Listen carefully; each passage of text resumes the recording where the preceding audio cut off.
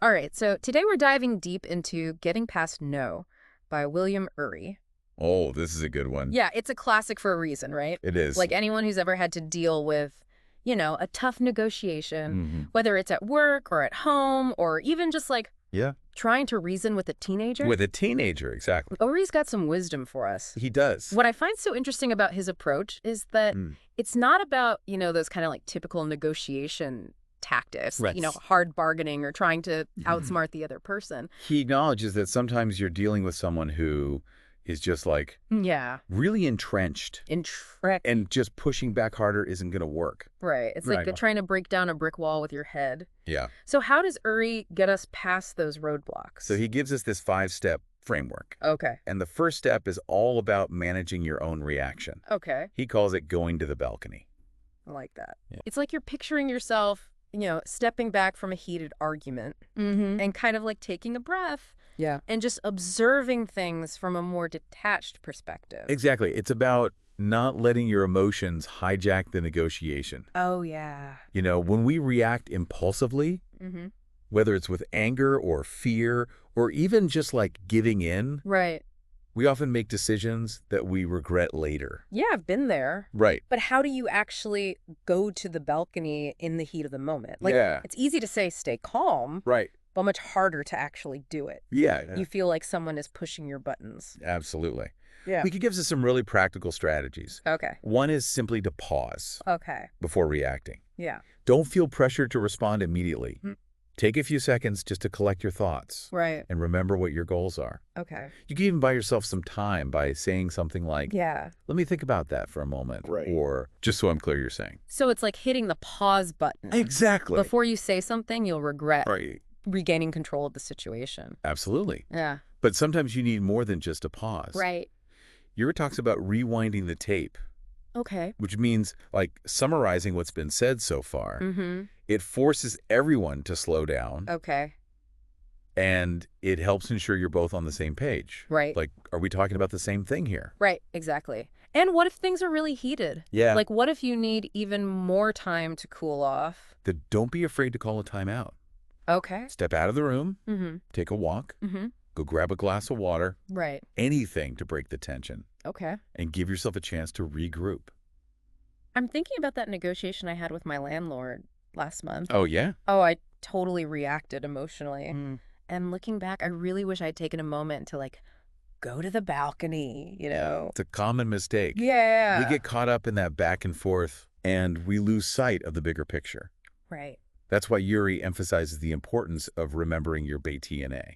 Okay, BTNA. Yes. For those of us who aren't negotiation experts, can you remind us what that stands for? Of course, BTNA stands for your best alternative to a negotiated agreement. Okay. It's your walkaway option, Right. which you'll do if you can't reach an agreement. So before I even step into a negotiation, I should know what my other options are. Exactly. Okay. It gives you a sense of power Mm-hmm. and clarity. Okay. If you know you have a strong BTNA, you're less likely to make concessions Right. that you'll regret later. So going to the balcony is about more than just staying calm. Mhm. It's also about strategically assessing the situation. Precisely. Yeah. And a key part of that is understanding your own interests. Okay. Ury highlights the importance of asking yourself, why do I want this? Right. It's about uncovering those underlying motivations, Mm. which may be easier to satisfy Okay. than clinging to a fixed position. He gives a great example of this in the book, right? Yes. The film executive Janet Jenkins. Oh, yes, Janet Jenkins. So she's about to close this major deal, and then the network head suddenly storms into the meeting and starts attacking her proposal. I know, can you imagine? Oh, the stress. So stressful. Yeah. Her instinct was to fight back, Yeah. but she managed to go to the balcony Wow. and just like mentally detach from the situation. Mm. Instead of reacting, she just listened. That sounds like it took a lot of restraint. It did, but it paid off. Okay. As it turned out, the network head was just blowing off steam. Okay. He had other things on his mind. Mm-hmm. And his outburst wasn't really about her proposal at all. Wow. By staying calm and not taking it personally, Mm-hmm. Janet was able to save the deal. That's such a powerful example of how taking that pause Yeah, can make all the difference. it really can. So step one is all about mastering our own emotions, understanding our motivations. Yes. What about step two? How do we deal with the other person's resistance? This is where Ury's approach gets really interesting. Okay. He says to step to their side. Okay, now that sounds a little counterintuitive. It does, doesn't it? Yeah, when someone's being difficult, how do I step to their side? Right. Wouldn't that just encourage them? It's not about agreeing with them Yeah. or giving in. Right. It's about disarming them Okay. by showing that you understand and respect their perspective, Okay. even if you completely disagree with it. So more about empathy than agreement. Exactly. Yeah. Remember, most people, even the most difficult ones, aren't inherently malicious. Okay. They have their own reasons for being resistant, Right. their own fears, concerns, motivations. I guess that makes sense. Yeah. But how do you actually step to their side when you feel like someone is being completely unreasonable? It starts with truly listening to what they have to say, Okay. not just waiting for your turn to talk. Right. Ury calls this active listening. So it's a no interrupting. No planning your rebuttal in your head while they're speaking. Exactly. Got it. You're genuinely trying to understand their perspective. Okay. And a great way to do this is to paraphrase what you've heard. Okay. Say something like, so what you're saying is, and summarize their point of view. Okay, so that not only ensures that you've understood correctly, but it also shows them that you're genuinely trying to see things from their side. Exactly. And acknowledging their feelings is another powerful technique. Okay. You might say something like, I can see how you might feel that way. Right. Or even, I apologize that this has been so frustrating for you. So I'm noticing a theme here. What's that? It's like all of these techniques are about de-escalating the situation, taking the heat out of the conflict. You're picking up on something really important. Okay. Ury isn't advocating for weakness. Right. He's advocating for strategic empathy. Okay. By stepping to their side, you're creating a space for dialogue and understanding, which is essential for moving past that initial resistance. Okay. Yeah. Got it. And that's where finding those areas of agreement comes in. Yeah, like even if it's just a tiny little thing. Exactly. You know, just a little point that you can both agree on that can kind of help shift the dynamic, right? You can. Yeah. You can shift it from like confrontation to collaboration. It's like building a bridge. Yeah. Brick by brick. I like that.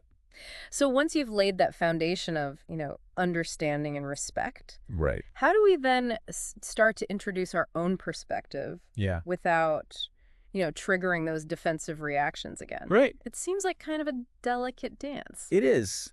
And that's where Ury's next technique comes in. Okay.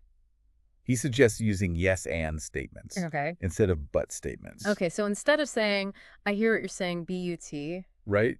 Which can feel very dismissive. Yeah. You would say something like, yes, I understand your point, AED, and then add your own perspective. Oh, I see. So it's a subtle shift in language? It is. But it makes a big difference. Huge difference. Because it shows that you're not trying to, invalidate their point of view. Right. But you're actually trying to build on it. Exactly. So it's being additive instead of combative. I like that. And along those same lines, Ury suggests using I statements instead of you statements. Oh, yes. So instead of saying you're being unreasonable. Right. Which is so tempting sometimes to just blurt that out. Especially with teenagers. Yeah. But instead you would say something like, I'm feeling frustrated because... Okay. It takes the focus off blaming the other person. Right. And puts it on your own experience and feelings. Right. So it's less likely to provoke that defensive response. Much less likely. Okay, so we've gone to the balcony to manage our own emotions. We've stepped to their side to disarm the other person. Right. What is Ury's third step? Step 3 is called change the game, don't reject reframe. Okay, so instead of getting stuck in this battle of wills over positions, we're shifting the focus to actually solving the problem. Precisely. Instead of immediately rejecting their ideas, you're looking for ways to say, okay, how can we address this issue in a way that works for both of us? I see. Yeah. He gives this fascinating example of Senator Biden meeting with the Soviet Foreign Minister Gromyko. Oh, yes. Back in the day. Back in the day. And Gromyko was totally opposed to a proposed amendment to the SALT II treaty. Yes. And instead of arguing with him or trying to, force his point, Biden took a completely different approach. Okay. He asked Gromyko for advice. Oh, wow. He said something like, when I go back and explain your position to my colleagues, they're not going to be persuaded. How would you advise me to handle their concerns? So he's not rejecting it outright. He's saying, help me understand. Exactly. So it's like he's inviting Gromyko to participate in finding a solution. Exactly. That's the power of reframing. Yeah. And it completely changed the dynamic. Yeah.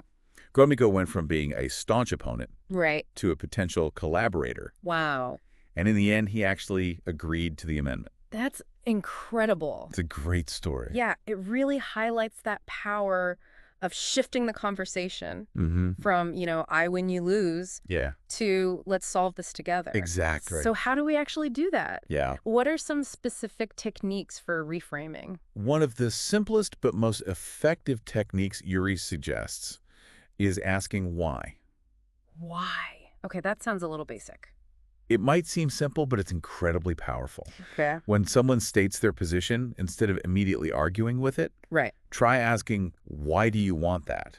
Or what's the problem you're trying to solve? I see. It's like it forces them to go deeper beyond that kind of like surface level position and start talking about those underlying interests. Exactly. And once you understand their interests, you can start brainstorming options that meet both your needs. I see. Another powerful reframing question is why not? Okay, so if they're resisting a particular option, you could say, why not do it this way? Right.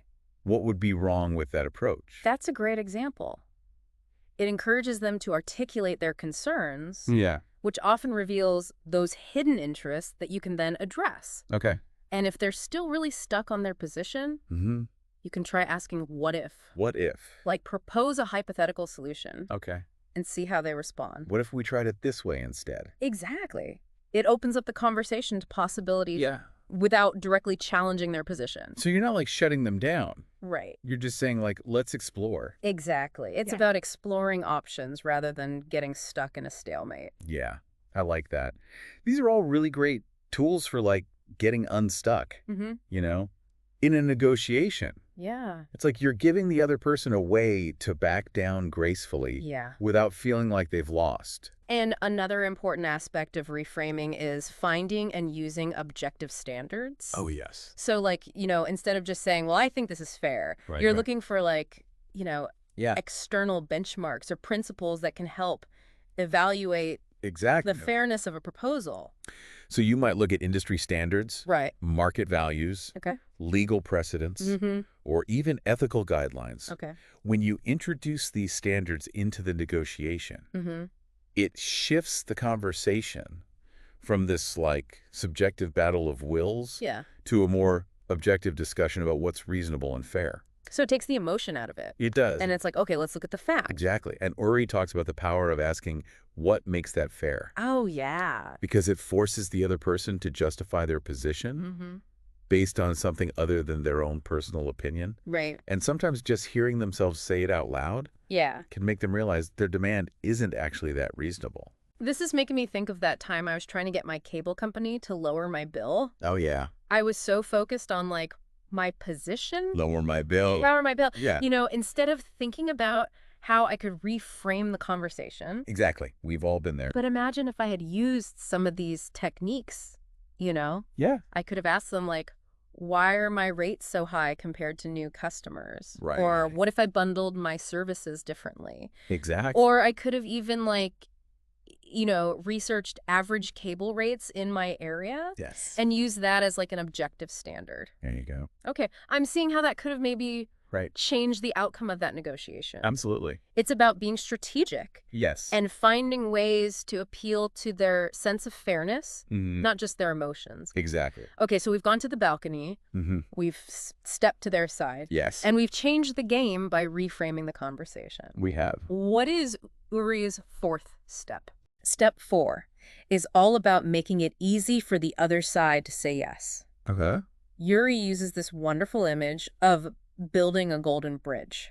Ooh, I love that. Yeah. So we're not forcing our solution on them. Right. We're making it irresistible. Absolutely. And this involves several key elements. Go ahead. First, remember that negotiation is a two-way street. Right. Involve the other person in crafting the solution. Okay. Ask for their ideas, get their input, make them feel like they're part of the process. Because nobody likes to feel like they're being dictated to. Right. Like they want to feel like they have some control over the outcome. Exactly. When people feel like they've had a hand in shaping the agreement, yeah, they're much more likely to embrace it. Ury tells that great story about a Campbell's soup negotiator. Oh, yeah? Who was trying to buy a restaurant. Yes. And he kept making offers and the owner kept rejecting them. Right. And the negotiator was so focused on the price. Yeah. That he overlooked something crucial.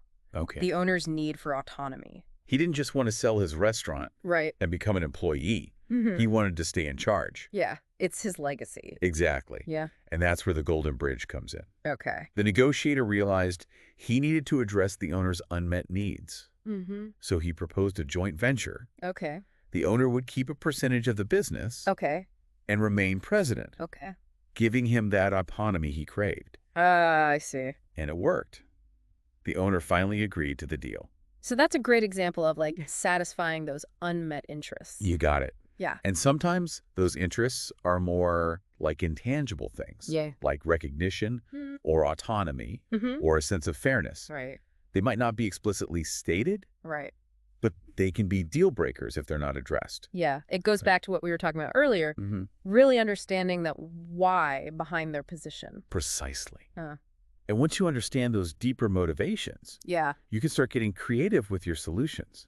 This reminds me of the time I was negotiating a freelance contract. Right. And I was so focused on the rate that I completely overlooked a clause about ownership rights. Oh. Like if I hadn't spoken up, I would have lost control of my own work. Wow. Yeah. So sometimes those seemingly small details can be so important to the other person, even if they don't seem obvious at first. Absolutely. Good reminder to slow down and really pay attention. Yeah. Okay. So we've involved the other person. We've addressed their unmet interests. Right. What else do we need to consider when building that golden bridge? Think about how they can present the agreement to their own people. Okay. No one wants to look like they've caved. Right. So you need to help them save face. He even uses the Cuban Missile Crisis as an example of this, right? He does. Like, Kennedy knew that Khrushchev couldn't just back down from Cuba without looking weak. To his own people and the rest of the world. Exactly. Yeah. So he had to offer him a way to save face. Exactly. Yeah. He publicly promised that the U.S. wouldn't invade Cuba. Okay. Which allowed Khrushchev to present the withdrawal as a victory for Soviet diplomacy. Even though he was essentially forced into it. Wow. That's a pretty high-stakes example of helping someone save face. It is. But it shows how important it is. Yeah. Even in, like, everyday negotiations, you know? Absolutely. Think about how you can frame the agreement so they don't feel like they're losing. Right. Maybe it's giving them some concessions on something that's less important to you or highlighting the benefits that they'll gain. Exactly. It's about making them feel good about the agreement, not defeated. Okay, final point about building that golden bridge. What about pacing? Yes. Ury emphasizes the importance of going slow to go fast. Okay. Don't rush the process. Right. Give the other person time to digest the information. Consider the options. Yeah. Come to their own conclusions. It goes back to what we were saying earlier about going to the balcony. Exactly. Sometimes you need to slow down to make real progress. Absolutely. Yeah. Once you think you've reached an agreement, make sure you're both on the same page. Right. Summarize the key points. And if possible, put it in writing. Okay. To avoid any misunderstandings later. A little bit of clarity up front? Yes. Can save you a lot of headaches down the road. Absolutely. Okay. So we've covered 4 steps. We have. Manage your reaction. Disarm your opponent. Right. Reframe the game. Yes. And build a golden bridge. We've built our bridge. What about step 5? This step comes into play if, despite all your best efforts to build that beautiful golden bridge, the other side still refuses to cross. Oh, no. Ury calls it, make it hard to say no. Bring them to their senses, not to their knees. Now, this sounds a little bit intimidating. It does a little bit. Like, how do we make it hard to say no without resorting to, like, you know, threats or ultimatums? It's a delicate balance, right? And it's important to remember that the goal is not to punish or coerce the other person. Okay. It's about using power responsibly. Okay. Sometimes you do need to show your opponent the consequences of not reaching an agreement. Okay. But it should always be done in a way that's respectful. Right. and ultimately aimed at finding a solution that works for both sides. So how do we walk that line? Yeah. How do we make it hard to say no without turning it into a power struggle? Ury suggests starting with reality testing questions. These are questions designed to help your opponent think through the implications of not reaching an agreement. So you might ask something like, what do you think will happen if we don't agree? Exactly. Or what are your other options? Precisely. You're not making threats. Right. You're simply helping them see the situation more realistically. Okay. Ury gives the example of Lee Iacocca trying to secure a bailout for Chrysler. Oh, yeah. He was facing a lot of resistance from Congress. He was. They didn't want to bail out a private company. And instead of arguing with them, Iacocca asked them tough questions. Like what? Like, would this country really be better off if Chrysler went bankrupt and all those jobs were lost? Wow. And do you want to pay billions in unemployment benefits, or do you want to guarantee a loan and have a chance of getting it all back? So he's forcing them to confront the real consequences of their inaction. Yes. And it worked. He got the bailout. He did. It's a powerful example of how reality testing questions can really shift someone's perspective. Okay, and what if those questions aren't enough? Well, then you might need to give a warning. Not a threat, but a warning. Right. A threat is about inflicting punishment. Okay. A warning is about stating the natural consequences of a particular action. Okay. It's about saying, if this happens, then that will happen. Right. But without any, malice or aggression. So you might say something like, if we can't reach an agreement, I'll have to explore other options. Exactly. Or this is my final offer. Right? You're not trying to scare them. You're simply stating the reality of the situation. Okay. And if they still don't budge... That's when we bring out the big guns. Oh, here we go. Our BTNA. Okay, so our best alternative to a negotiated agreement. Exactly. Yeah. It's what you'll do if the negotiation fails. Right. And sometimes just letting your opponent know what your BATNA is can be enough to bring them back to the table. So it's like you're saying, I'm prepared to walk away if I have to. Exactly. It shows them that you're serious. Okay. And that you're not going to be taken advantage of. I like that. Ury gives the example of a small town in Texas that was trying to negotiate higher taxes from an oil company. Okay, interesting. The company kept refusing to pay their fair share. So the town held a referendum and voted to annex the land that the refinery was on, which would have forced the company to pay city taxes. So they didn't actually annex the land? Right. It was just the threat of doing it. That gave them leverage. Yes. It demonstrated their power. Okay. Without them having to actually use it. Wow, so it was all about strategy. It was. And in the end, the company agreed to pay higher taxes. Wow, that's a great story. It is. Okay, so we've made it clear that we have other options. What if they still refuse to negotiate in good faith? Yeah. Do we just walk away? That might be necessary. Okay. But Wergley cautions against using your BTNA too quickly or aggressively. Okay. Remember, the goal is to reach a mutually satisfactory agreement. Right, not to win. Exactly. So how do we use our BTNA effectively without escalating the conflict? The key is to do it in a way that's firm, but not hostile. Okay. If you have to walk out of a meeting, do it calmly and respectfully. Right. Leave the door open for further communication. Don't burn bridges. Exactly.